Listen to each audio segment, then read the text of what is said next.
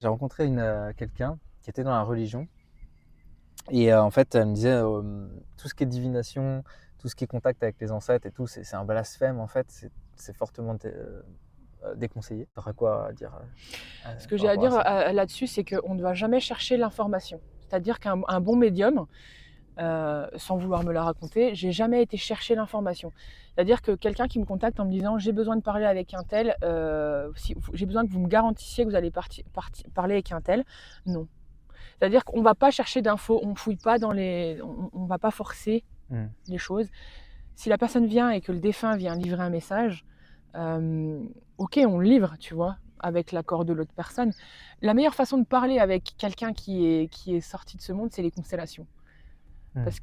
Parce qu'on va parler avec sa conscience de l'époque, en fait. Quand on ouvre une constellation, on va connecter. Enfin, moi, quand je connecte avec des gens qui sont décédés en constellation, c'est des gens qui.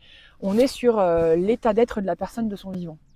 Après, même en médiumnité, hein, souvent j'arrive à ressentir s'il était drôle, si son état d'être, en fait, son émotionnel. Et la seule façon de vraiment accéder à un défunt, c'est en constellation pour moi. Sinon, en médiumnité, on ne va pas chercher les informations.